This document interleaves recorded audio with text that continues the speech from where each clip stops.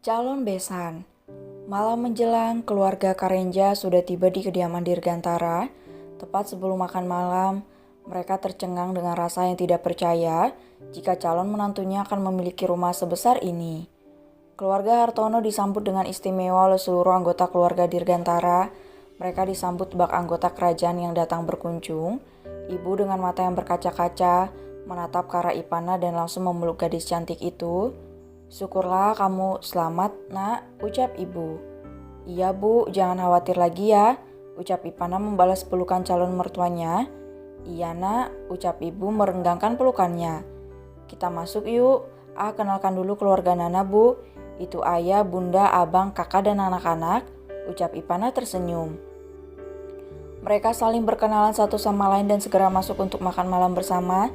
"Silakan dimakan ibu, bapak, semuanya," ucap Irfan ramah. "Iya tuan, terima kasih," ucap mereka bersamaan. Ipana makan sambil menyuap si kembar, sementara Safira dan Fajri kembali ke kamar karena ibu hamil itu merasakan mual dan lemas lagi. "Lah, mereka siapa?" bisik Naren. "Lala nggak tahu Ren, sepertinya mereka keluarganya Uncle deh," ucap Nela juga ikut berbisik. "Nggak boleh bisik-bisik di depan tamu sayang," tegur Ipana. "Maaf Nana," ucap mereka berdua lirih. "Mamam lagi ya," ucap Ipana menyuapi mereka satu persatu. Setelah makan, Irfan mengajak semua orang menuju ruang tamu untuk berbincang sedikit. "Maaf ya tuan, nyonya, kami tidak membawa apa-apa soalnya Eja memberitahu kami mendadak," ucap ibu merasa tidak enak. Padahal ia membawa begitu banyak kue, cemilan, bahkan sempat untuk membuat nasi tumpeng dengan bantuan dari tetangganya. Tidak apa bu, ini rencana Fajri dan Eja. Saya juga kaget tadi sore, untung masih sempat memasak beberapa hidangan. Maaf ya bu, seadanya saja," ucap Fajira tersenyum kecut. "Habis kamu nanti bang," batin Fajira kesal. "Saya cukup kaget mendengar musibah yang terjadi tadi siang nyonya. Beruntung Ipana tidak ada di atas pesawat itu," ucap ibu kembali sendu. "Saya juga nggak tahu akan seperti apa jika Ipana beneran naik pesawat itu." Jangan panggil nyonya bu, panggil bunda Nana saja," ucap Fajira merasa tidak enak. "Baiklah," ucap ibu tersenyum. Ternyata sifat Ipana menurun dari sini, batin ibu semakin menyukai pribadi Ivana. Mereka segera berbincang mengenai hubungan yang terjalin di antara Karenja dan Ivana. Sementara di ruang keluarga, Karenja tengah menyisir rambut panjang Naila dan Ipana menyisir rambut Naren. "Kalau Uncle menikah dengan Nana, Pak Uncle akan tinggal di sini?" tanya Naila. "Coba tanya sama Nana sayang," ucap Karenja tersenyum. Mereka menatap Ipana penuh harap. Tiga pasang bola mata itu berbinar menunggu jawaban darinya. "Iya, kita tinggal sama-sama nanti. Itu pun kalau Uncle tidak membawa Nana pergi," ucap Ipana. Nela menatap Karenja dengan lekat dan melipat kedua tangannya di dada. "Uncle gak boleh bawa Nana kemana-mana ya," ucap Nela sambil menggoyangkan jarinya ke kiri dan ke kanan. "Uncle gak akan bawa Nana sayang," ucap Karenja terkekeh sambil mengecup pipi Nela dengan gemas. Sementara Almira hanya tersenyum melihat sang abang bisa diterima dengan baik di keluarga terpandang ini. "Aunty namanya siapa?" tanya Naren yang menyadari jika Almira hanya terdiam sedari tadi. "Nama Aunty Almira, kamu tampan banget sih," ucap Almira gemas. Blus, pipi Naren merona, ia sangat mirip dengan Fajri ketika ada yang memujinya. Sementara Naila malah cemberut karena ia tidak ingin ada yang memuji Naren selain dirinya. "Cantik, kok wajahnya cemberut?" tanya Almira mengernyit.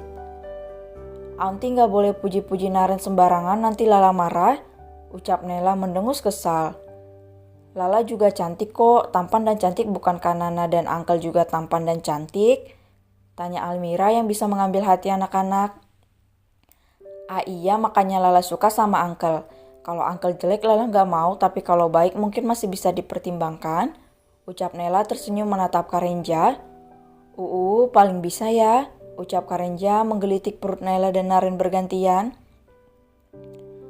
Gelak tawa mereka menggema di ruangan itu hingga terdengar sampai ke ruang tamu di mana dua keluarga tengah beradu argumen mengenai hubungan serius antara anak-anak mereka. "Bukankah jika dibiarkan takutnya anak-anak kita tidak bisa menahan diri, Pak Irfan?" Saya takut anak saya melakukan sesuatu yang tidak diinginkan kepada putri Anda, ucap Ayah Tono. Ya, saya tahu dan paham dengan keresahan Anda, Pak. Tetapi saya lebih mengenal bagaimana sifat Ivana. Saya melihat belum ada kesiapan dalam diri Ivana. Bukan saya tidak merestui, hanya belum waktunya, ucap Irfan tegas. Kami pun tidak masalah kapan mereka akan menikah atau dengan siapa mereka menikah.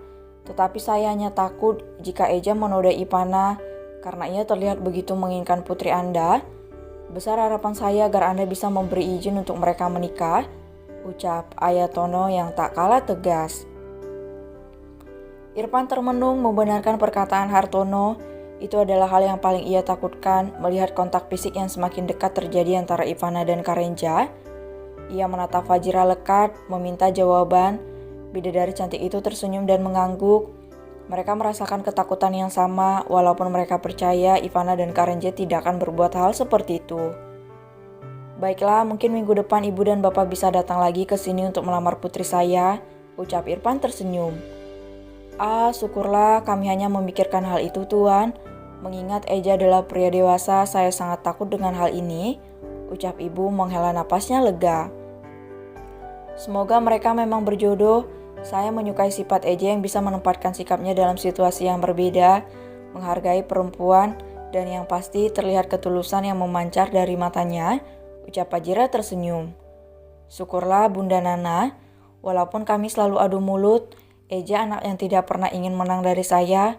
Semoga ketika Eja menjadi menantu di keluarga ini dia tidak membuat malu dan bisa menjaga nama baik keluarga, ucap ibu tersenyum. Iya, saya yakin Eja adalah laki-laki yang bisa mempergunakan akal dan pikirannya dengan baik, ucap Fajira tersenyum.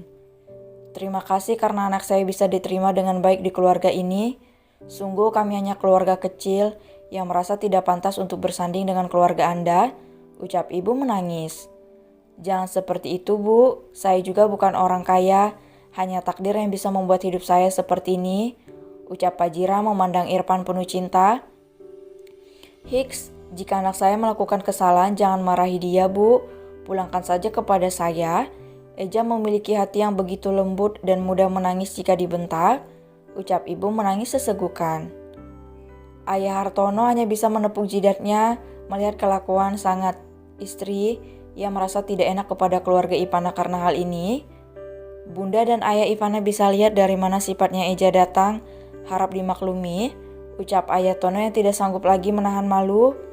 Plak, sakit Bu, ringis Ayah Tono ketika mendapatkan pukulan dari sang istri. Ngomong sembarangan, ucap ibu bengis mencubit paha suaminya. Sementara Fajira dan Irfan hanya tersenyum menatap calon besannya kali ini. Mereka terlihat lucu dan mengundang tawa orang di sekitarnya. Tanpa mereka sadari, Ivana dan Karenja sudah mengintip di balik dinding sambil menguping pembicaraan para orang tuanya. Ivana berusaha menahan tawa ketika melihat wajah Karenja yang sudah masam karena mendengarkan ucapan orang tuanya. Namun tak lama, senyum yang begitu manis menghiasi wajah tampannya sambil menatap Ivana. Sebentar lagi kita akan menikah. Ayah sudah memberikan izinnya, sayang. Aku mencintaimu, ucap Karenja memeluk Ivana dengan erat. Mereka saling berpelukan sebentar sebelum ada yang menyadari.